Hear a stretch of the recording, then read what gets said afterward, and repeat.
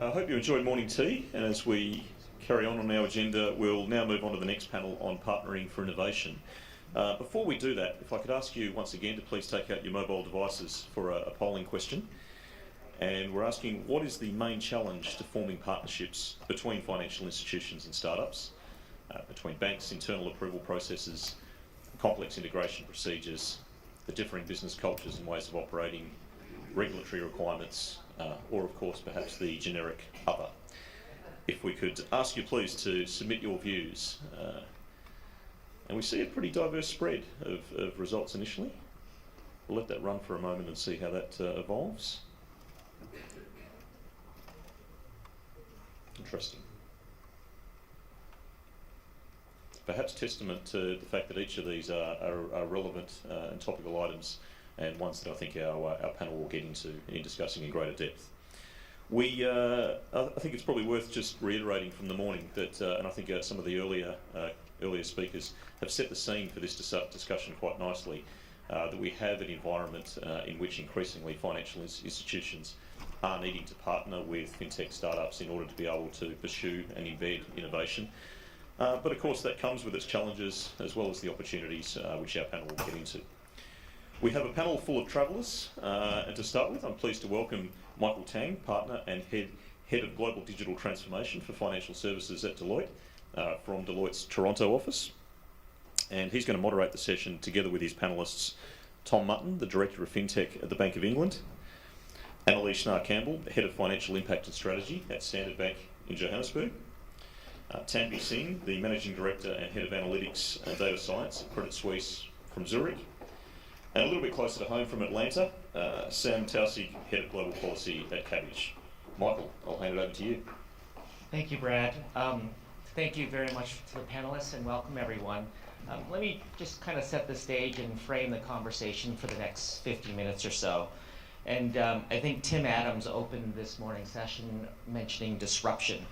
And you think about disruption has been, is, and will be in the future a very constant force. And when we look at our industry, the primary forces around disruptions are changing customer expectations, obviously emerging of exponential technologies, looking at competition, not just traditional competition, but non-traditional competition, and obviously the shifting regulatory space to keep up with this. But he also mentioned that disruption in terms of, he even mentioned fashion. And when I look at collaboration outside of just financial services, whether it's in fashion for innovation or even in music, I think we would all agree in this room that the nuances around financial services and the complexities are a little bit more complicated than an Ed Sheeran or a Justin Bieber getting into a recording studio and just riffing out like a new song. So what we want to talk about in this session is really to explore, unpack all the opportunities, but also the challenges of partnerships and alliances.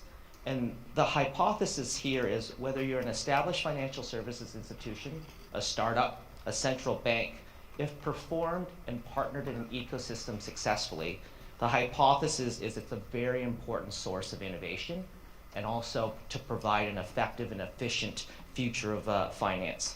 So I think the panelists here today are going to bring perspectives from both the public and a private view on the alliances and partnering for innovation. So welcome. So let's just set the stage here. I looked up quickly. The Bank of England's mission, Tom, is to deliver monetary and financial stability to the people of the UK. Can you kick us off on this panel and start sharing how the Bank of England is really learning from its innovation program and partnering with fintechs and other institutions? Well, thank you. Pleasure to be here. I'm a central banker, so I know nothing about music or fashion, at least from this century, perhaps previous ones. But hopefully we know something about innovation. So the Bank of England is doing its best to embrace innovation. This is a core part of our strategic plan. And as part of that, partnerships are absolutely vital. Clearly, partnerships happen in the private sector. There are people on this panel far better to talk about that than me. But there are also partnerships in the public sector and partnerships between central banks. In the Bank of England, we have, through our FinTech Accelerator project, undertaken proof of concepts, which are experiments with private sector partners, principally technology and startup financial companies. We've done 14 of these over the last 2 years with 7 different firms. They've covered distributed ledger technology, which have actually been the majority of the partnerships we've done. They've covered cyber defense, they've covered machine learning and data analytics. And what these partnerships have been about is the Bank of England exploring whether some of these technologies could be used in our own systems and our own operations.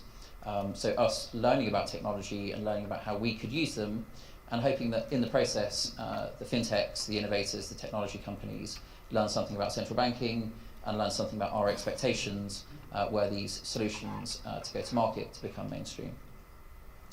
We've also partnered with central bank partners, Monetary Authority Singapore, Bank of Canada being really clear examples on cross-border payments, and this is something we want to explore further. Clearly, these kinds of collaborations and partnerships between central banks are a great way of thinking about innovation and thinking about how the public infrastructure we provide, like our payment systems, can support private sector innovators to be creative in a way which is understood, which has some certainty about regulatory expectations, and which is safe. And then more generally, we see the role of the Bank of England as providing an infrastructure platform which can help people innovate, which can help promote competition, and make sure that new products, new services can thrive in a way which keeps the system safe from risk. We're redesigning our high-value payment system. This clears about £600 billion worth of payments a day in the UK.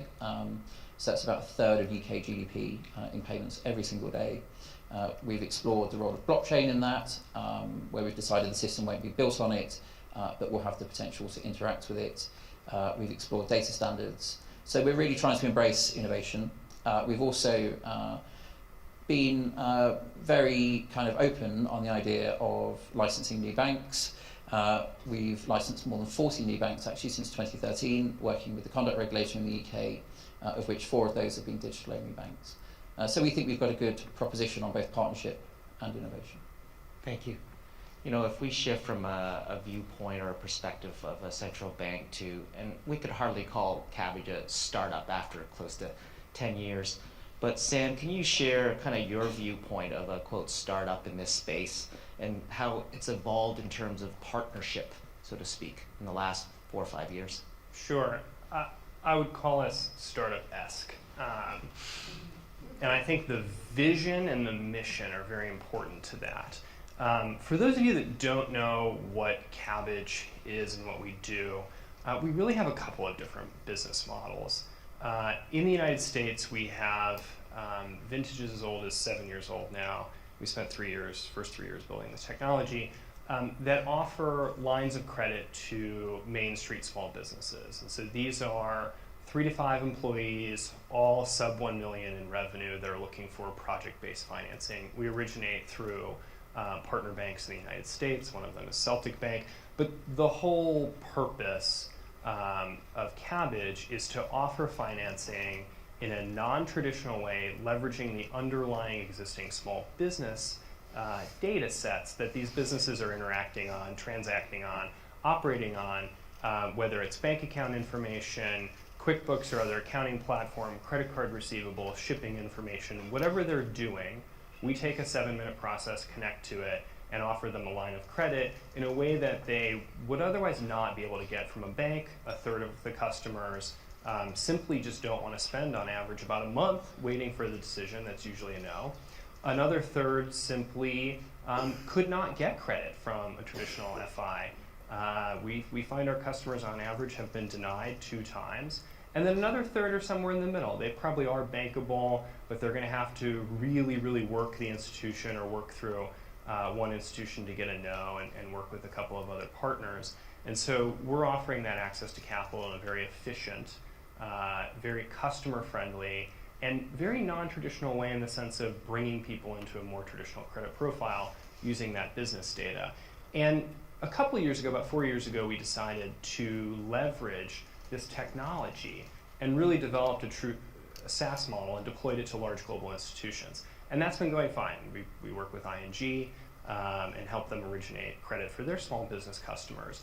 But we've seen this kind of innovate or die mission across Silicon Valley, and we take it to heart. And right now what we're doing is basically wiping all of the assumptions off the table for the last couple of years and looking at what do customers really care about. And that's really been guiding our vision for what's next in terms of financial services innovation. And so we've partnered with companies like Alibaba to deliver a really good checkout financing experience. We've partnered with BBVA Compass under the Oslo brand to deliver more traditional capital in a very non-traditional digital way. And I really like how Tom kind of described the Bank of England's vision, because as I opened, vision and mission are everything. The way you describe what your goal is very, very, let's call it citizen-centric. It's how can we empower our English subjects to have financial access and stability without risking the general health of the overall market. And I think that's really innovative, actually, for a central bank or any regulator, because mostly what we see with large companies, particularly large banks, is their vision is more and faster. But more and faster doesn't really help the end customer. There was a bank this morning that was quoted in a major publication that said, "We're revolutionizing financial services by putting the customer first." Okay, shouldn't that always be the mission? And so to answer your question, I guess what we've seen over time is, yes, a move towards a better user experience, but that has to be coupled with a greater understanding and ability to access really, really rich brands, really, really rich data sets, with the overall intent of bettering a customer's actual financial life. And for us, what that means for us at Kabbage is no longer just providing access to credit, it's more holistic cash flow solutions. So solving all of the credit crunch, the cash flow crunch, the worries around analytics and what's going to make your business tick over time. And that's what we've done, is wiped out all those assumptions and started over essentially with a new vision. I think we heard earlier, I think it was Tim Jones from Transamerica talk about the importance of design. And a big niche around the, quote, fintechs in this area is around user experience, making sure it's customer-centric. But the taxonomy of fintech, especially in the last probably 24 months, whether it's fintech, regtech, I've heard souptech, I've heard like comptech, there's so much going on in that space, right? And then I think earlier this morning we heard Craig Phillips drop the Uber word. And what I'm thinking when I heard that is, I think in the future, if I pose this as a statement and we can comment on it, is that many products, services, offerings are going to be assembled very much like Lego blocks in the future versus custom built. Therefore, you hear another very popular word, ecosystems. How do you pick and choose between alliances and partners and what to do yourself? And Tanvi, when we were preparing for this panel, you had shared that you recently gave a keynote in terms of what to buy versus what to build. Can you share some of the criteria and the thinking and rationale when you determine what you actually partner and build alliances for in terms of innovation versus that you keep to yourself that's proprietary and IP? Thank you. Thanks for having me here. It's a pleasure. I think we talked about mission and vision and partnerships and what is it that we need to service our clients with. For the moment, within the conversation of buy versus build and coming to platforms and ecosystems, my statement is more around what we tried doing on the defense side of the bank. So one can think of multiple different ways of engaging with fintechs, engaging with innovative partners to grow the business, which is a competitive market. But we do understand on the defensive side of the world, where there's so many regulations, there's so much disruption, there's so much meat to the bone on what can be done by using technology and data, is where our focus has been in the last 3 years, more in the space of compliance and now slowly also moving into the space of risk. So as we moved into the compliance area, one would imagine it's a needle in the haystack problem, which is a very straightforward, simple data science issue. So if you're trying to find a rogue trader or a rogue employee, and there are not many of them, but you have one bad apple, and that spoils the reputations of the organization. At the same time, you are looking for, through all of your AML practices, all of your financial crime practices, you're looking for that one or two client that are trying to launder money through your banking channels. And in that set of the exercise, we tried using technology, partner with lots of fintechs and other niche providers in the industry to go beyond very, very rule-based and extreme challenge of tons and tons of false positive, because that's where the leakage is. If you do not capture what you should capture or leave your true positive, that has reputational damage for the bank and huge sort of fines on the banking setups. But at the same time, if you continue to do what you're doing, it's a massive drain on the very limited set of resources to do their jobs. And essentially what we're asking to do people isn't a very interesting role if they have to continue to keep managing the false positive issues. So the decision we took on what should be outsourced, because there are multiple different RegTechs, and in my mind, RegTech is a subset of the fintech industry. And it's a very interesting space to be in because there's lots of cool things that the RegTech firms can do, but there hasn't been as much success, and I cannot name the one or the two RegTechs like you can name the fintechs, the Revoluts or the N26 of the likes, because in the RegTech space, it's hard to first of all understand the regulations very well, so you need access to the SMEs, which big bank like ours would have to afford, financial crime compliance experts and the likes. And second of all, you need access to the real data. And we had a panel before on the open banking and open data platform, but it's still in its nascent stage. It hasn't gone to a point that one can relay all of your transactions. I think in the credit card fraud, we do see some of the platforms where the data is sent across and you are proactive before a major credit card fraud happens. But when you look at AML, when you look at correspondent banking and situations like this, it's not so easy for us to send the data over to another platform.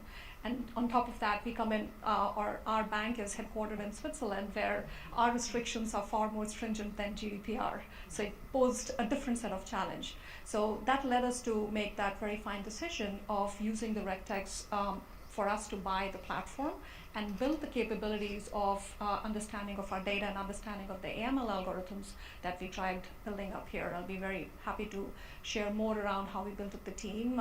We have a team of internal data scientists, one of the largest in the financial industry within Switzerland, working in the compliance and the reg space, and very effectively be able to utilize the platform from the likes of the Palantir, the Clouderas, the Tableaus, and have them to emphasize and continue to bring improvision and innovation through these platforms. But the use cases and the work we do within sanctions, within transaction monitoring, and various different use cases of ours is where we ended up building our own team. And that formula for us has been very effective. And one can imagine it necessarily doesn't have to be on the defense side of things, can also be built on the offense side of things, and not just in the financial industry, but across the board. It's really leveraging what others do best as well and integrating. Correct. And just riffing off your term of finding a needle in the haystack. I mean, I'm sure there's no playbook or paint by numbers recipe book to do all this. And Annalie, you had mentioned there's complexity in a regulatory perspective. So, with over 20 jurisdictions in South Africa, can you share your approach to this challenge? Right.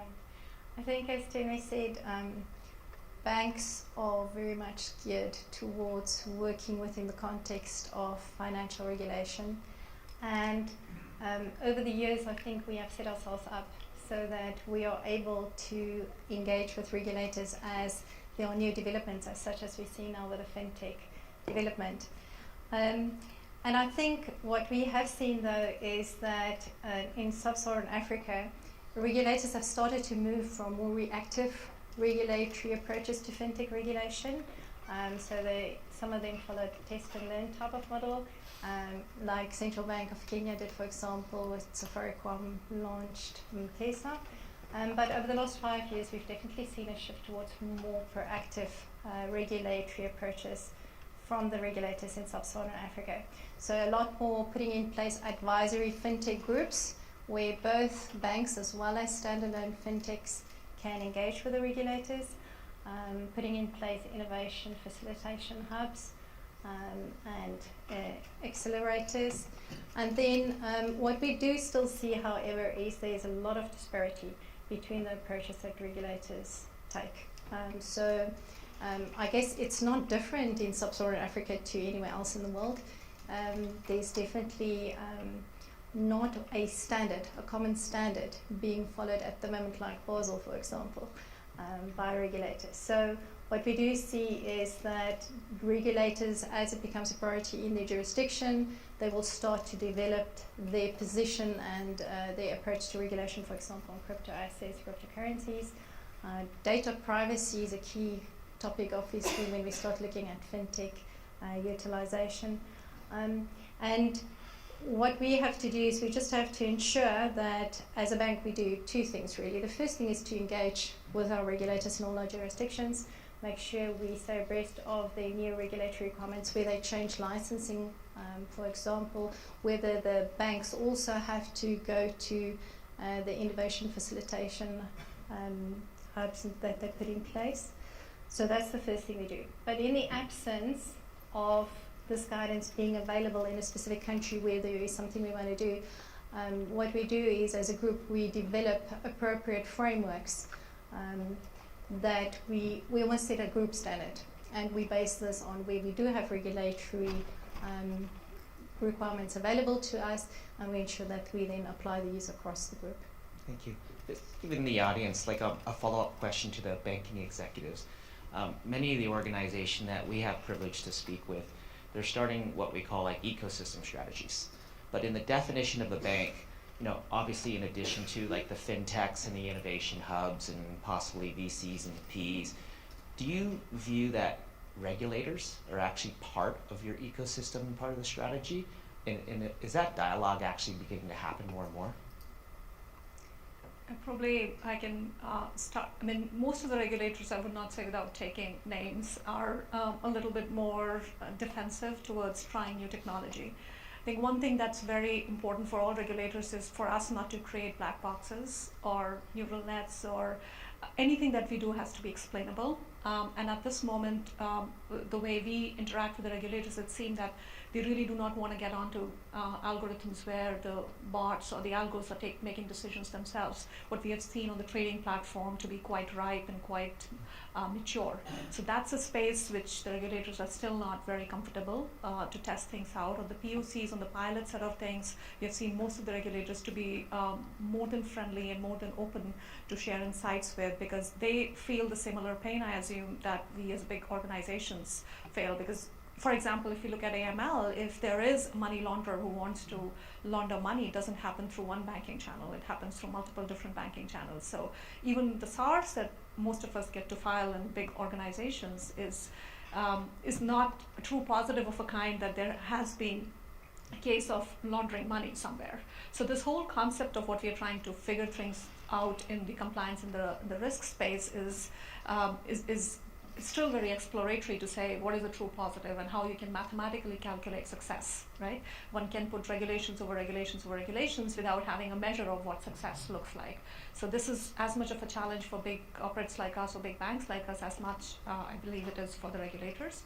But in our space, we also see them being very forthcoming and learning and appreciative when you bring a new technology into realization. So I wouldn't say that we are partnering together. No, MAS is doing a lot in that space, but even the other regulators in the UK are very open towards what the banks wants to innovate and how we pull together the RegTechs and some of the technology platform providers to be creating an equal partnership in that. Thank you. As we shift and move towards, I'd say, the heart of the discussion around how an ecosystem can actually accelerate or aid in innovation, we opened up with the hypothesis here that if performed successfully, these partnerships are an important source of innovation, but just as much as deliver more effective and efficient future of finance. So let's open up kind of the opportunity to discuss, and I'll ask Annalie to kick this off, is what kind of approaches that you can share with the South African Reserve Bank that actually helped with this innovation? All right. And I think for me, I think it's right what you're saying, Michael. So what we need a whole environment within which banks can use fintech to deliver innovative solutions to their customers' needs. So what we have seen in South Africa, one of the things that that the regulators have set up there and the policymakers, which I believe was a major step, was that they put in place an intergovernmental fintech working group. And that consists of representatives from a national treasury, from our central bank, from the conduct authority, as well as from the Financial Intelligence Center. And the objective of that was to ensure that both the policymakers as well as the supervisors all have a common understanding of the potential implications of fintech developments in the country on both the economy as well as on the financial system. And I believe that that is really going to simplify, if you want, the environment and give the policymakers and supervisors the ability to much faster develop and put new infrastructure and an environment in place that is conducive to fintech development. Tom, any comments from a central bank's perspective? Definitely, yeah. Obviously, indeed, writing them down now. So maybe just to pick up on a few comments which have been made. So completely agree that finance and central banking should be citizen-centric. I mean, that's the reason we're here. I think times when we've both in central banks and in the financial sector lost sight of that is when problems have happened later. So couldn't agree with that more. On the points around artificial intelligence, machine learning, algorithms, in the Bank of England, we're really positive about this. I mean, this is the future. It's going to happen. So what we've got to do is get ready for it. We're doing two things which we hope will help. So the first thing we are doing, which we think is the first of its kind, is a very significant and structured survey of use cases in banks, insurers, in capital markets, in market infrastructure. We've deliberately, in doing this survey, not asked lots of questions about risk, governance, controls, compliance, partly because we actually think that's premature. What we don't understand yet is the use cases, the maturity, and how these technologies are being used.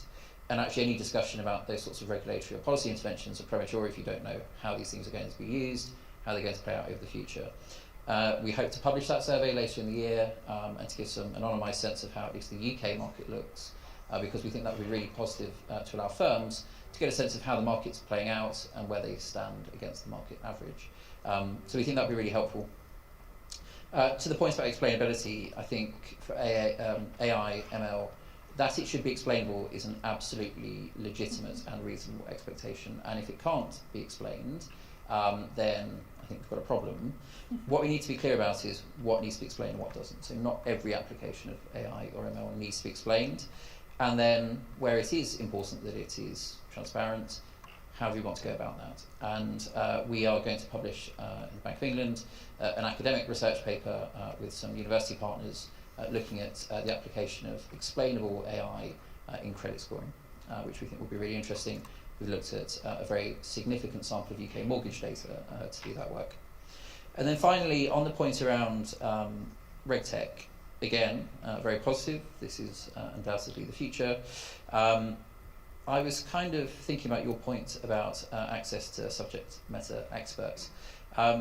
In some senses, I think there is a question about at what point pieces of regulation become a public good, where regulators need to make their definitions, their glossaries, the interpretation of their rules available to everyone so that everybody can access them, can innovate, and those sorts of solutions don't become proprietary to one company, they become inputs into a competitive environment where people can innovate.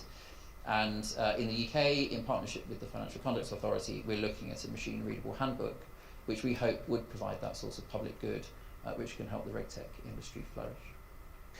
This is really interesting. A lot of regulators that we talk to around the world are worried about outsourcing risk. They're worried about a bank not understanding what a partner is doing with that data, whether it's a privacy or a data security concern, a cybersecurity concern, the non-traditional black box AI underwriting issue, or other risk management functions.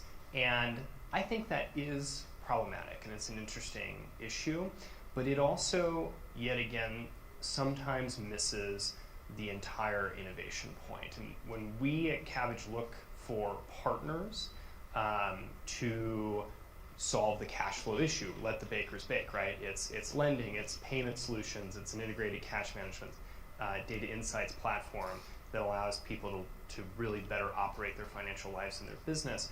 we're not looking just to partner with a bank or another FI or even a non-bank that just wants to outsource a critical or even semi-critical function. That doesn't create value. That is a risk. That's in the prudential risk guidelines and handbooks of pretty much every regulator around the world. A bank needs to understand that. They should probably do some of it themselves. What I think a lot of these interesting fintech, regtech, subtech conversations often miss are the opportunity to create value, new value, that is not otherwise found in a traditional offering. And that's where I think regulators aren't that scary. If you approach a regulator with a partner institution and say, we've developed some really interesting algorithms, a non-traditional underwriting platform that pulls from non-traditional data, and a really zippy user experience, and we as the bank are bringing X, Y, and Z to the equation, and we as the fintech are bringing A, B, and C, and it's a true partnership, not a vendor management agreement. We've overwhelmingly seen many, many more regulators say, aha, I get the value for the customer. Yes, I have lots and lots of questions about what's happening and who does what and who understands what, but more often than not, we've seen them look at the value, again, to the customer and to society. And I don't think that we always approach our regulators and our other institutional bodies in the correct way. We too often see a lot of large institutions hide behind really generic papers and working groups. We want to see them engage with our regulators directly, because otherwise, how are they actually going to understand what the technological concerns are and dive into those algorithms? And we've moved, at least at Kabbage and with all of our partners, to be much more open about that. And likewise, work very hard to embrace a lot of the open regulatory frameworks like RegTech innovation and open banking. Yeah, I mean, Sam, to the point, you used the word engagement, included like sharing. So I think it emphasizes or validates that regulators should absolutely be considered part of the ecosystem and not just a gateway or a checkpoint, so to speak. So I run global policy. Like that, regulators fall into one of my very large remits. I consider them a customer.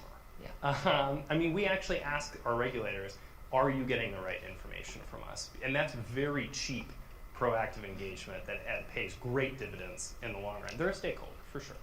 I mean, when I combine listening to this conversation with the last panel around data, and as you can appreciate, many of these topics are not mutually exclusive and they're always interacting. And Sam, during our discussion, you made this statement that the focus on the productivity of the ecosystem versus fighting who owns the data. And we talked about data before, and build multi-jurisdiction views across borders. So primarily the discussion's been around our own, quote, countries and jurisdictions. You add the complication of data and cross borders. What's your experience in those type of dialogues? Yeah, so we've always taken the position that a customer owns their own data, right? And that's not necessarily uniformly agreed upon around the world. But data is becoming a commodity. And when you have jurisdictions that either want to wall off foreign competition or wall off outsourcing models like the cloud service providers, or restrict the ability to transmit data around the world for processing in other countries, or if you want to get into GDPR terms, very strictly defined controller and processor arrangements, you're really doing your economy, your customers, your institutions, your prudential risk no favors at all. You're totally flying in the face of any kind of like Trade 101, Econ 101 textbook. But what we see, which I think is really, really important, is providing not just a quicker, better access point to that data, but equipping all of the institutions in the value chain with the tools and the technology to actually analyze that data and make sense of it in a way that can be quickly and efficiently, but more importantly, iteratively and repetitively deployed back to that product. And so if you have a cloud provider and you have a fintech sub-processor and you, the bank, are a controller, every single one of those programs in your value chain need to have a clear mission on what are you doing with this data, what's the overall objective, who really is in control of the privacy and security aspects of it. We think the customer, but more importantly, how are we all moving towards the same, crunching, whatever that goal is, to deliver the product. And that doesn't always happen, and we've seen that fail across institutions, inside of institutions. And what you get is you get data deserts, whether or not it's a payments data that you can't access, or deposits data that you can't access, or simply restrictions because of a customer's geographic location. Everybody loses there. And so we've worked very hard, whether it's with like the Commerce Department on Privacy Shield, or with our partner institutions in Europe on open banking PSD2, to make sure that engagement, again, the engagement with the regulators is understood for where that data is going and why. I think what you're sharing are some of the impacts of whether you call it disruption or innovation. There's going to be implications to business models, operating models and things like that. So if I kind of shift to what I call like hashtag real life or hashtag in the wild, right? Can each of you start thinking and sharing what I call proof points where, partnering is actually changing product innovation, right? Or changing different ways you're addressing operating models and risk models moving forward. Maybe we start off with Tom here. So I think the process of partnering with fintechs, with tech companies for the Bank of England has been pretty transformational for us. Bank of England has been around for 325 years, and I suspect those types of partnerships have not been something we've really done before. And I think this is just the start. And when we think about things like our rule book, so I'm not kind of breaking any secrets here, we said it in a speech, it's longer than War and Peace in the English translation. It's nearly 700,000 words long. And it doesn't necessarily make sense, and it's not internally consistent necessarily. So using things like artificial intelligence to check whether it is consistent seems like a really important partnership we could do, where we can take technology which is available and deploy it for public good. It makes our lives easier, it makes your lives easier. So that kind of stuff is really important. And I should probably say something about the point which was raised around data. Data has the potential, used properly, to make finance much, much more effective for the end user. 3 million people in the UK worked in the gig economy last year. Those people need to be able to access finance. They need to be able to make a fair case about their creditworthiness, about their ability to access insurance. Ability to use novel data sources is the way we will do that, and having some clear rules of the road about how they can do that is essential. We absolutely want to avoid data fragmentation, like we want to avoid fragmentation in capital or liquidity. This is a big topic for the Bank of England, so very much agree with the concerns around data fragmentation. But as a central bank, we also need to remember that we are just one small part of the framework here, and privacy regulators, legislators may want to impose controls on how data is used. The central bank needs to react to that rather than dictate it, because we're not a privacy regulator.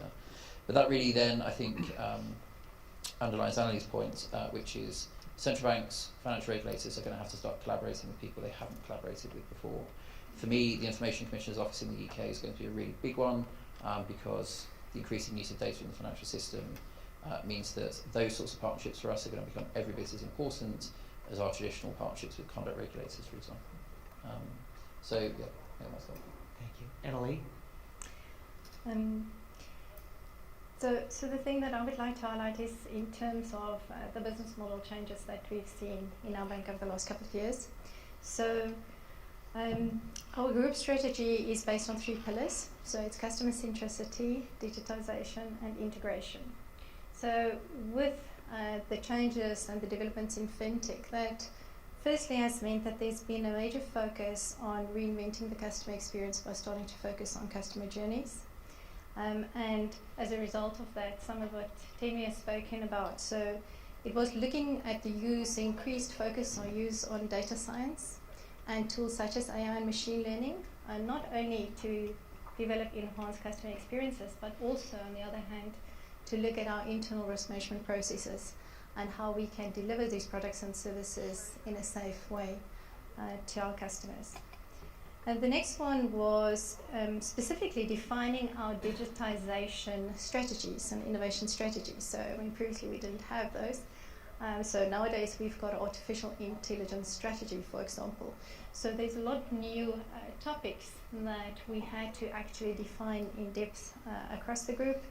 And I think one of the key aspects that we needed to look at was developing a culture of innovation. So what we have is a very passionate group chief executive. He sees himself as well as the head of digital. So definitely he says you cannot be in banking and see digital as something separate. So I think we've seen some changes in our organizational structure, our governance, the way in which we work, the way in which we can get decisions made through our strategic investments and alliances team, and how they facilitate these processes for the rest of the business. So then on the one hand, it's trying to put this culture in place, but on the other hand, what we also had was to invest in specific enabling technologies. So Standard Bank Group has announced that it is the biggest financial group in Africa, and that we will be migrate our strategic core banking applications to Amazon Web Services. And the whole idea is that that will give us a platform through which we can roll out digitization and data strategy much faster and better for our customers.